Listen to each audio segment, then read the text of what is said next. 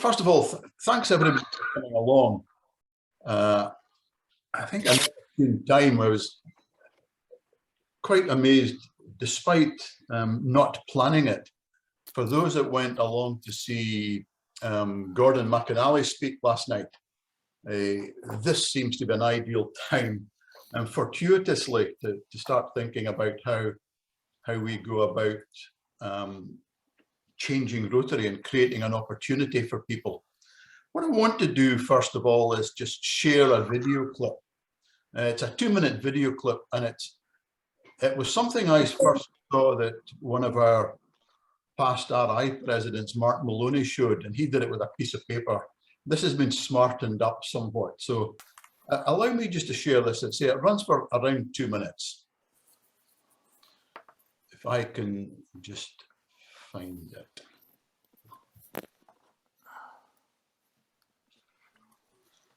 No, wrong one. Stop sharing that.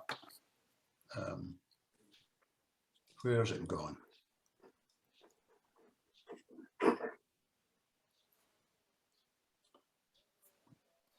Thing seems to have disappeared. 1 second. I'll just get it back.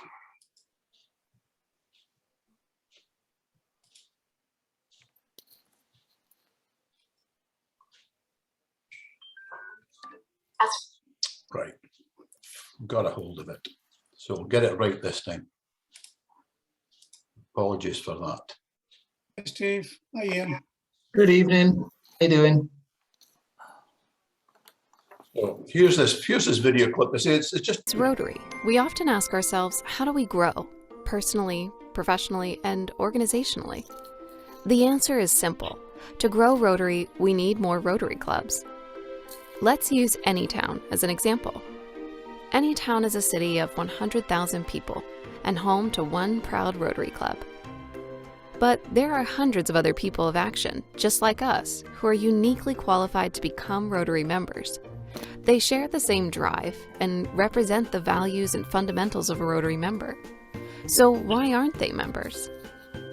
Well, the current club meets on Monday. There are leaders in Anytown who can't meet on a Monday. By excluding this segment, the potential members in Anytown has shrunk. Now consider, what if the meeting is at noon on Monday? There are people who can meet on Monday, but can't meet at noon. So now we have a smaller audience for Rotary in Anytown. Of the remaining group, some aren't interested in a club with a sit-down lunch and speakers. They are passionate about service, but aren't interested in a traditional club experience. And that is okay. The Rotary Club of Anytown isn't doing anything wrong. It just doesn't appeal to particular segments of the community. And if we're going to thrive for years to come, we must adapt and embrace change. In Anytown, we have an opportunity to expand because potential members are everywhere. More than half of the eligible people are prospective Rotary members, waiting to make a bigger impact in their community. But what Rotary Club exists for them? If Anytown creates new clubs at new times and new places, the hidden potential for Rotary will be revealed. As people of action, we must broaden our reach and provide opportunities to all leaders in the community. Together, all of us can grow Rotary.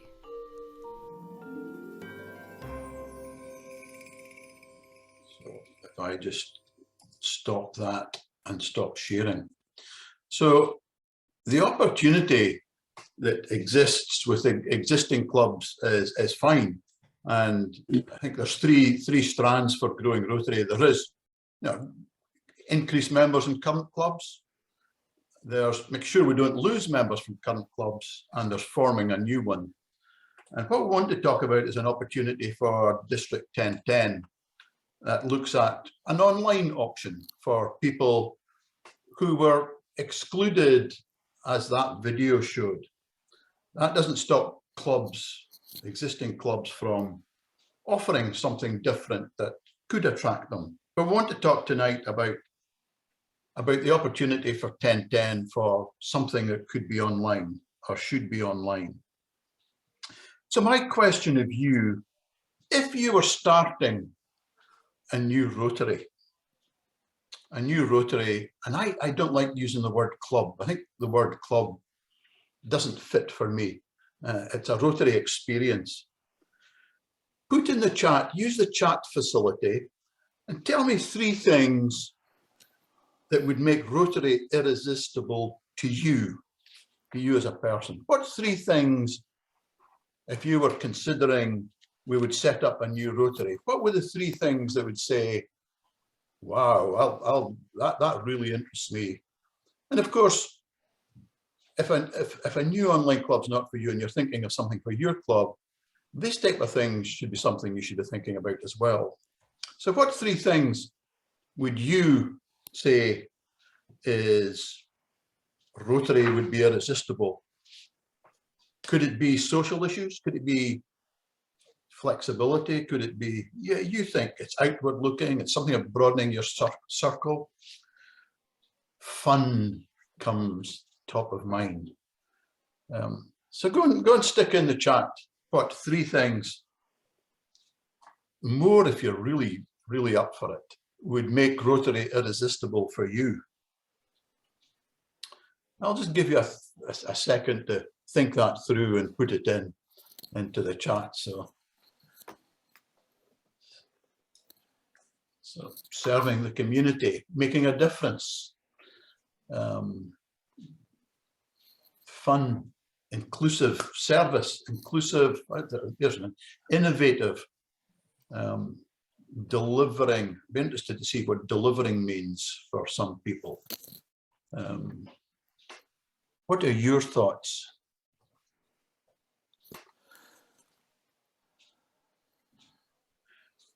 I'll just give you another second or 2, and you can keep filling this. Active, busy, visible, helping in the community, teamwork, all great ideas as to what a Rotary should be, a Rotary offering should be.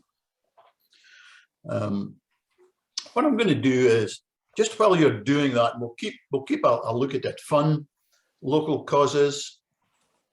There's a very good one from Sarah Ann. What the community wants. Do we really know what the community wants rather than what we think it should want? And mentoring. So just as you're putting things in there, I'm going to ask one of our newest members in the district what she thinks. So Dawn, what do you think about Rotary and what we could make it? And I'll spotlight you so you're seen on everybody's screen. Thank you so much for that, Kit. I suppose when I came into Rotary, I was actually coming in, I didn't have any negative views of it, which was quite helpful. I didn't have any views. I really didn't have any conception of what Rotary was before I joined. So for me, when this district club was first mentioned, I started to think about what I wanted from Rotary and then what I could bring to Rotary in return. And that got me thinking about wanting to be involved in projects that interest me, widening my social circles, having fun, keeping up with new activities and trends, the ability to challenge myself and using my skills to make a difference, which is pretty much mostly what people have said in the chat. So the outcome of that was then I created a list of activities, fundraising ideas that interest me, social issues and charities that resonated with me. And that seemed to be a pretty good place to start, was just making a list of all these things. When I first joined Rotary, it struck me that there's so many projects run by local clubs that really interested me. And as a Rotary member, I assumed that I could take part in any of these. I didn't actually realise that I was restricted to just what my own club was doing when there were so many other opportunities available. So I think looking at whatever we're starting to form here today, that Rotary should be accessible and inclusive, meeting the needs of members and freely allowing and encouraging involvements in projects no matter which club you belong to. We're all in Rotary. It shouldn't really matter. And I think it's not about taking anything away from what's already there. It's about creating opportunity and value, and having a group of people that want to join because they see the potential, how it can benefit and enhance other people's lives and also their own. And I think Rotary should support members to develop and grow their ideas. Members should be encouraged when they want to move out of the comfort zone and try new things. I often feel we get a bit bogged down with, okay, we need a meeting to discuss that, and then we need a meeting to discuss a meeting, and then there'll be a lot of red tape, and then everybody will decide that the idea was too much effort. So we don't ever seem to move forward. So we just need a lot of enthusiasm, a lot less meetings and more doing things and actually meeting the needs of not just people that are already members, but encouraging new people in. And that's a lot of that somebody else mentioned about what it is the community wants.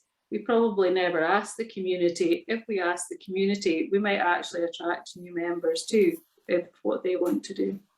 So those are my thoughts. That's great. Thanks very much, Dawn. I'll take the spotlight off you. Thank you. And I'll just go back to gallery view so I can see everybody. So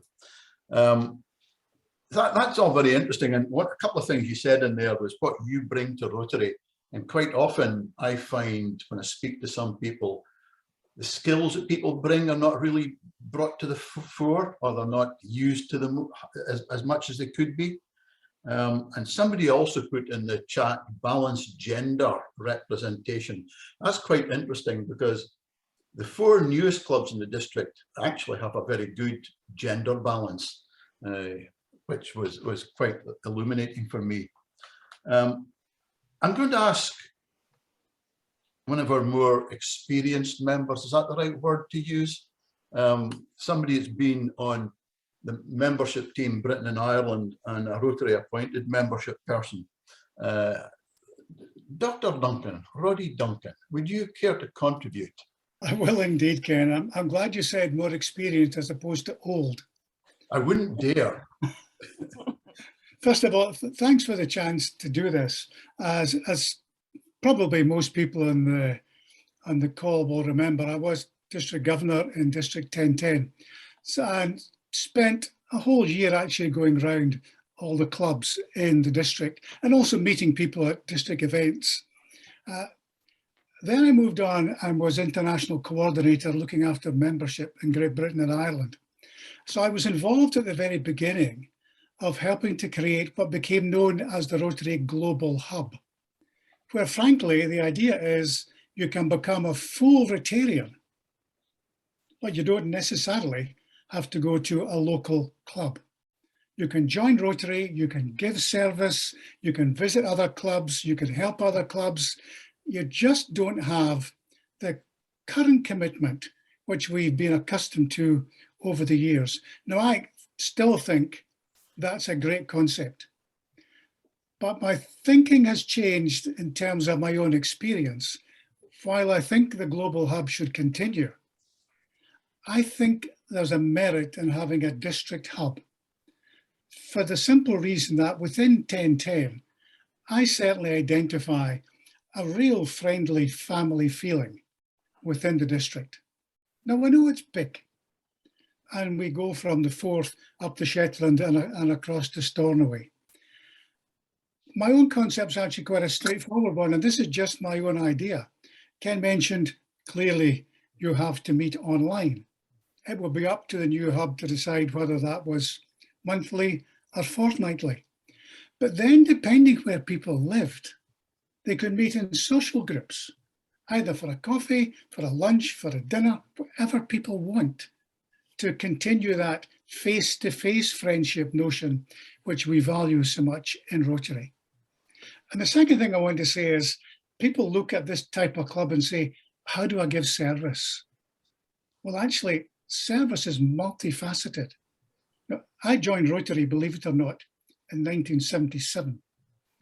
And 2 years later, I chaired the foundation committee. I hope David Cruikshank's listening to this, in the Turf Club.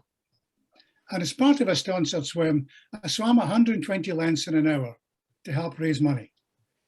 Now that would take me a fortnight nowadays. It wouldn't happen in an hour. But I can give to foundation instead of spending money on meals every week or every 2 weeks. That foundation giving helps put food in children's bellies. It helps provide clean water in, for example, Nepal. It helps pay for nurses on mercy ships. So what I'm trying to say is service is all-encompassing. You can do some of what I do. You could help your local Rotary Club because you're a Rotarian, or you could do your own thing in terms of service, and that would count against the district hub. So what I'm saying is, let's think of being Rotarians just in a different way. No better than what we have currently, no worse, just different. And I think we should go for it. Thanks, Ken. Thanks very much. I'll take the spotlight off you. Oh, that's a shame. I was quite enjoying looking at that. No, thank you for that. And it's quite interesting when you talked about the Global Hub and how we could replicate that here. At the moment, the Global Hub's sitting with 140 paying members, yeah, which is an amazing achievement. And when we talked of new clubs, and I talked earlier of the three options for membership of existing clubs growing, retaining members, and new clubs. It's quite interesting. We've had 5 new clubs in the last 5 years that have contributed about 140 new members. Yet overall, our district has shrunk. And it tells me something that a new club and continuing with new clubs is the right way to go, as well as supporting current clubs. I'm really interested in your 120 lengths in an hour. Was it a wee pool or a big pool? It was a big pool, and I was extremely fit, and I was slightly younger than I am now. There you go. Thank you for that. And the last person I want to, before opening the thing up, was somebody who's really interested. He's been in Rotary for a while, not as long as Roddy and not as short as Dawn. Is Paul Lawson from Afford Club.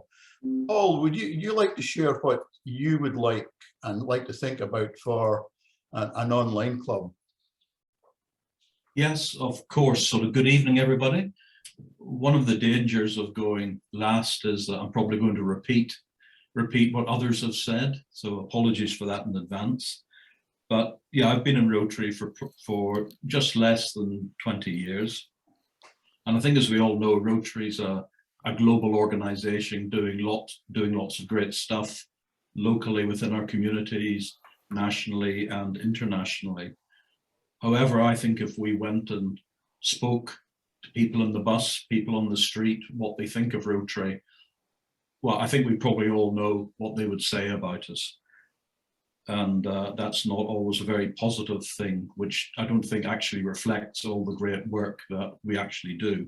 So we probably can be better at communicating and actually making that difference to what our communities actually want. And I think at the beginning of a new year, I don't make New Year's resolutions because I'd probably break them on day 2.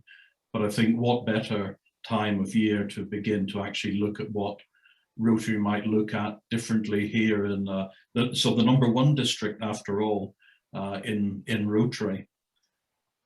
When I was at school, I wasn't that interested in history, but I've become more interested. So I looked back at what Paul Harris set out to do with the first Rotary Club, and forgive me, but looking at my notes, so the first club in the world in Chicago was fun to belong to. It was free from petty restrictions.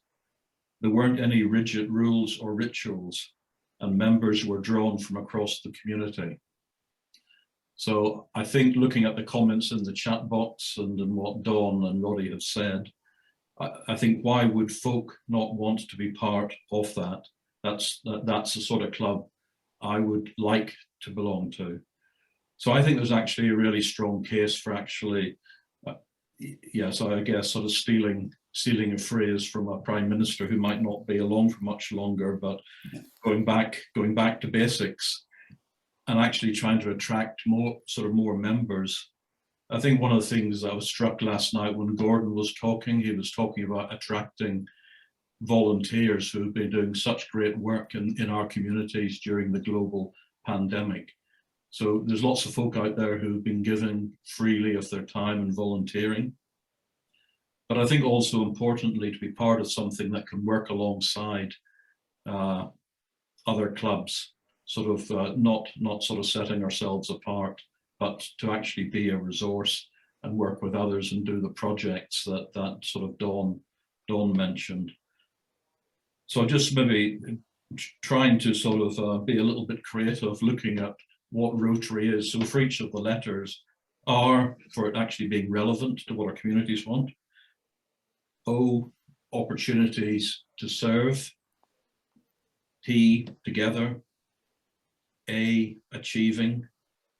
R for rewarding, and U can make the difference. And just finally, at the end of all our meetings, we say Rotary the world over. Why don't we say Rotary the district over? Great, thanks very much, Paul. And a couple of interesting things in there. I'll take the spotlight off you, and I'm going to go back to gallery view so I can see people. So thanks for that. And it's right. It's what people think about Rotary, and how can we change that perception? And if something with an online opportunity, I think, is a great way to move it forward. Timing, I think, is absolutely spot on. Hopefully we're seeing ourselves coming out of COVID if we don't get another variant after Omicron. And hopefully it'll be a lot less severe if there is. There's so many people who want to give service. Everything all the information we get is people want to do something. And if we can create an online opportunity that can work alongside other clubs in the district on doing things. Our E-Club at the moment, our E-Club of Aviation, has members from Australia to the west coast of the United States, and they find ways of giving service, which is really intriguing and really worth a conversation some point. So we're going to stop speaking and really open up for a conversation for a bit, and see what you want to think. So if you want to raise your hand, I can see everybody on the screen wave. Raise your hand using the reactions button. And so what do you think? How do you think this could work? Mike at Kilryman. Yeah, I just want to reinforce a point that I think Dawn made, which is that one of the great potential advantages, I think, of a district-wide online group is the opportunity to collaborate with other clubs. Yeah. For example, in applying for district grants, it's conceivable that within or across clubs, inter-club collaboration, if you like, is something which might well appeal to a lot of people, and allow projects to come to fruition in a much easier way. It's often very, very difficult, I think, to know what other clubs have applied for or what their particular interests are. And so being able to identify what their interests are and being able to lock into that or piggyback onto it and collaborate effectively, I think that's one of the big potential advantages for me. Good, thank you. And you're absolutely right there. We struggle at the moment to get clubs interested in sharing what the projects are and how they can join in. And I think as Dawn said earlier, and I'll just bring Dawn in a second, she actually thought she was precluded from working with other clubs, which is a shocking way there. Dawn, you want to add? I guess how I found out, or how I saw what other clubs were doing, was by stalking all the Facebook pages, those that had Facebook pages, and thinking to myself, oh, that looks great. And then thinking, oh, well, my assumption was I couldn't approach them to join in because it wasn't my club. There was certainly never any indication that I could or any encouragement. It was just that this is this club's project, this is the other club's project, you have to stick in your own bit. And I just think it would be nice for that just to be completely opened up, where I could think, oh, well, actually, I want a piece of that, or I want to do something for myself. And then if I get enough interested people to carry that forward, I just get the green light to go, just crack on with it then, on you go. If you think you can do it, if there's other people interested, jolly good, off you go. I know a couple of people on this call will just say, just do it. It's just not the impression that I've been given, though. It's kind of been, oh, right, okay, well, let's consider it. We'll take it to a meeting, then we'll take it to the Uber meeting, and then, no, we think health and safety, and then that's it. So, I mean, obviously health and safety has to come into things, but it would just be nice if you could just crack on with things sometimes. What do other people think? Where are we? So Mike, you've raised your hand again. Yeah, it was just to come back to that particular point. I guess what I was thinking about was when you're in the process of considering a particular project that you think might be worthwhile, at an early stage, that's where I think it would be useful to be able to pool or potentially pool resources, because within any given club, there might only be, say, 5 or 6 prime movers, if you like, in a club of, say, 35. And it may well be the same. For example, we're in St Andrews. It's conceivable that the same may apply in Cooper or North Fife or whatever. Being able to pool the resources, to be able to,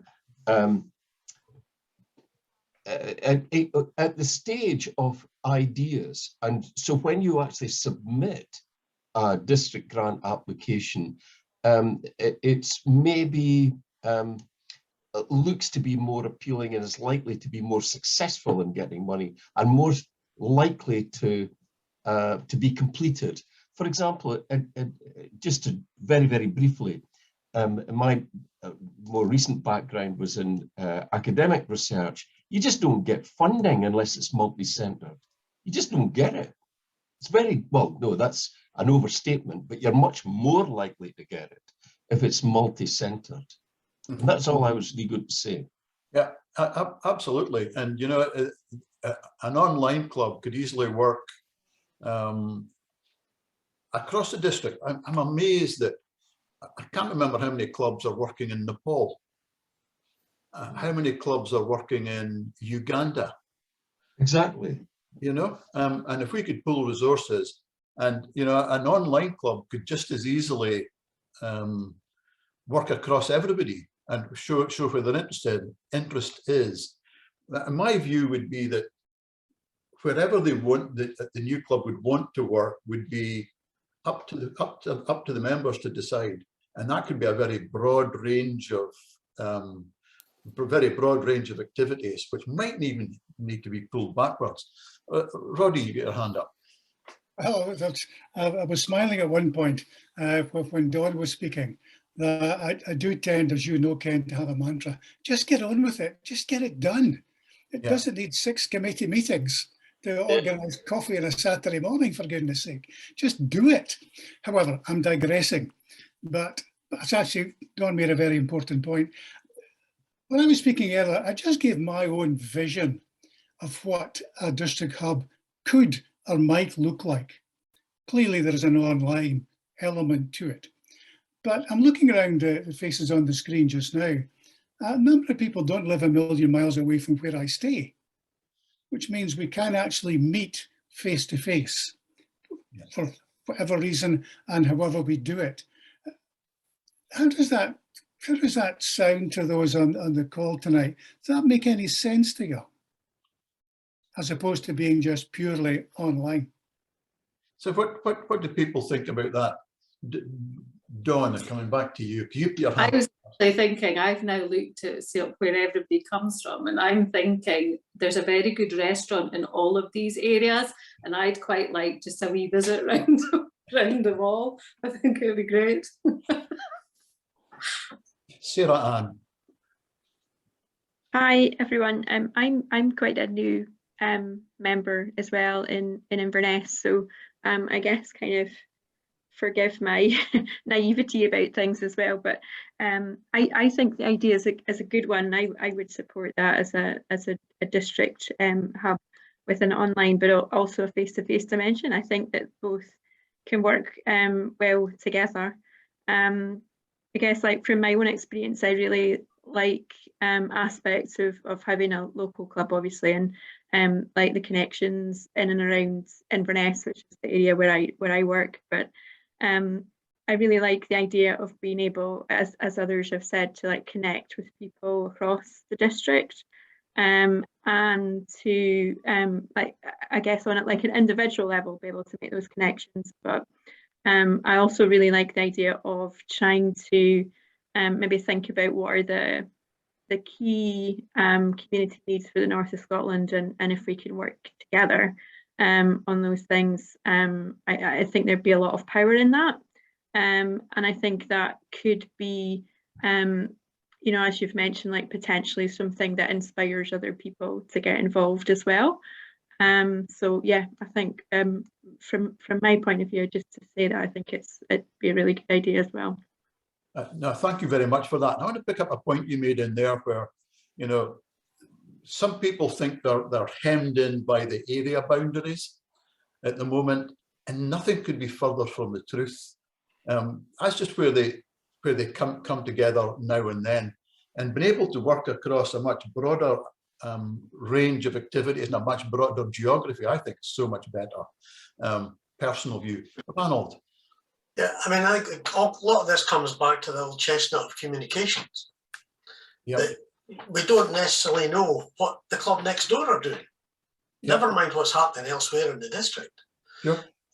And I mean, I say Don found out about some things by looking at the various Facebook pages. But if there was a common calendar, or whatever you want to call it, or list of activities or projects that was accessible by members, then they could certainly join in where they felt they could contribute. You know, I think that's going to be the biggest one, and you know what we're like for communication. And yet, it's quite interesting. I had a conversation with a client before, and I asked them, what had we done well in a job? And they said, communication. And I asked him what we could do better, and he said communication. So it's an interesting thing. Hey, David Cruikshank. Yeah, I'm unmuted. That's good. I was just going to say, personally, I'm not a big fan of online and Zoom meetings. I just don't particularly like them. But the thing it does, well, there's things about Rotary meetings I don't like just now as well. Basically, that probably 90% of our club aren't really interested in doing much and get bogged down in procedural issues, and you can't do this, what we're speaking about before, because it's not in the rules or it hasn't been decided by a committee. And I think maybe the one advantage for me of having a group like this, it's a bit like being involved in district. It was a few years ago that everybody there is a lot more committed to Rotary. And I'm thinking, just from what I'm hearing, people speaking here, that the people in this meeting seem to be more committed to Rotary as well. Yeah. And I like that Roddy's idea that, you know, locals could meet up face to face as well, because that appeals to me more. That's my thoughts.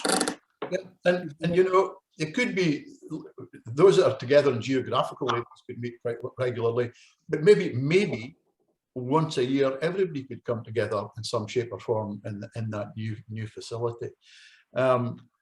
Brian put in the chat, you know, too many Rotarians only know their own club, and I think doing something like this just broadens all of that. The gavel's a great way of talking to members. We'll need to have a word with the gavel coordinator, Neil,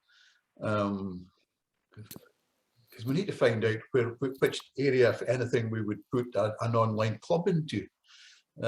Celia. Hi there. I quite agree with Mike and Brian that have just stated about how parochial the clubs are. We've got many members in our club that don't want anything to do with district for a variety of reasons. Some are not happy with them, some just want to stick in their own little mud and stay where they are. So I think an online one, you do get to know people and you do get to know what's going on in the rest of it. I mean, I did, when I was editor of Vision, I did try and promote what other clubs were doing, so everybody knew everything that was going, as much interesting facts that were going on. That seems to have gone by the board, but that was what was the background of that. What we need, what's come up in discussions in our club is, in order to get new members, is to really more marketing from the district and national. I mean, the idea came up, why not put things on buses? You know, just to throwing that out. That is lacking, and people need to know. We in Alloa, what we've done banners and spread them around the county on railings, on various different places.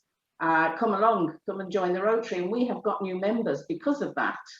People, there was one at the station and somebody got off the train and thought, oh, that's a good idea, let me contact them.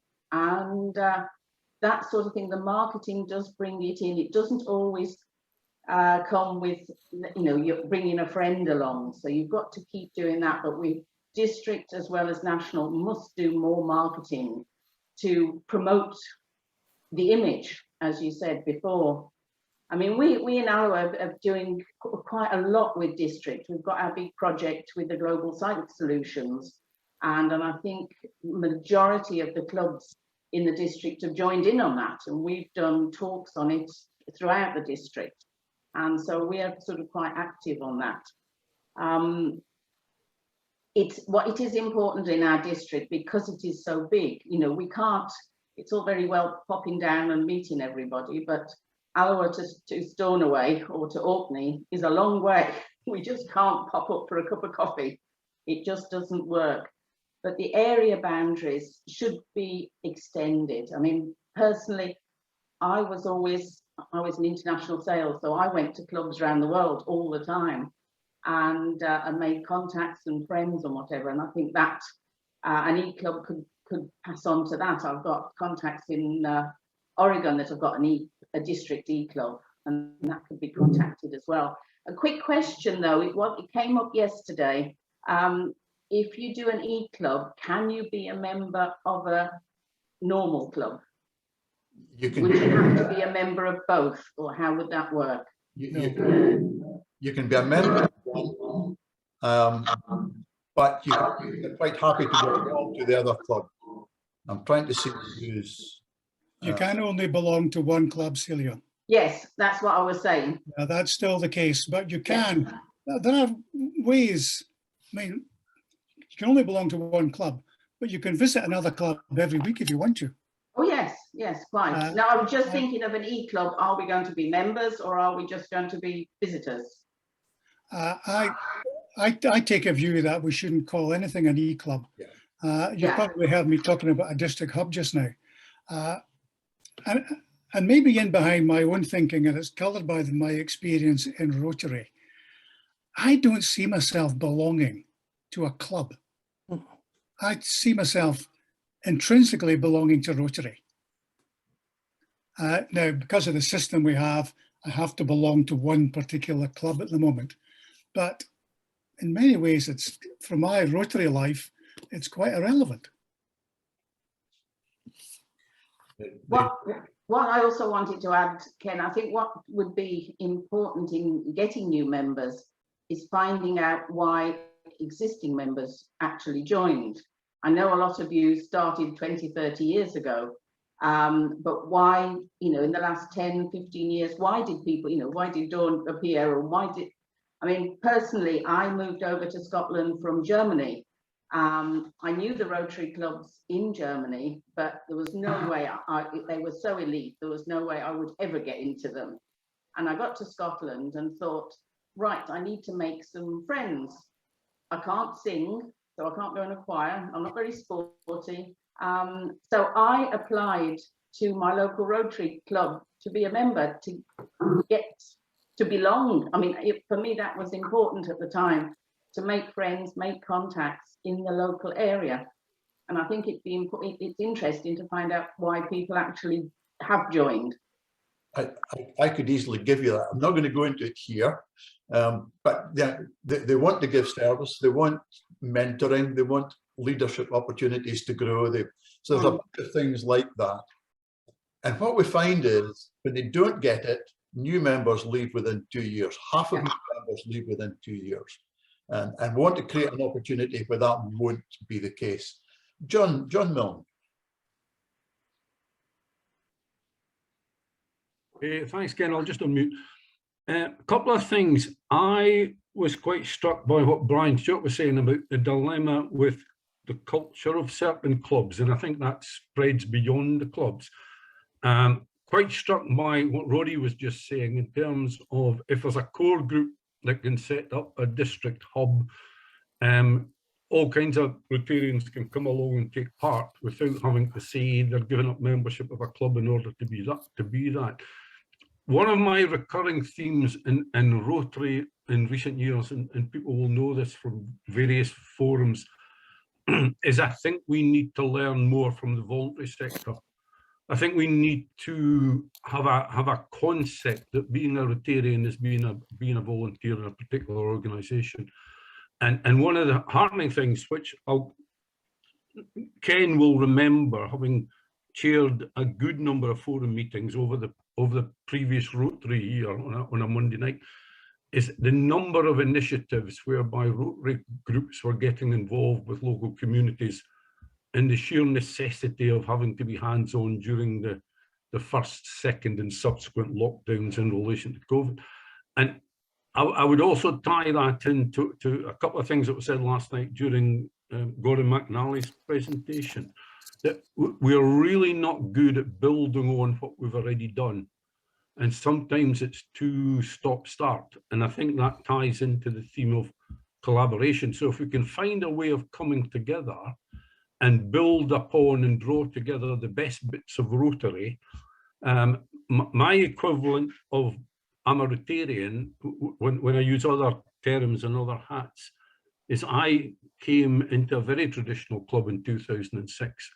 And by so many years later, I realized that to use the term, my primary identity was being a Rotarian, and my secondary identity was being the Rotary Club of whatever.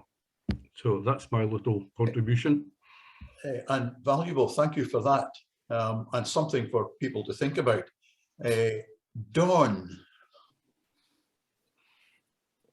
I was just kind of considering the things that Celia was saying, and I hope it's okay to say this. I'm hoping it wasn't a secret squirrel club, but I was involved in a group within Rotary that was looking at membership.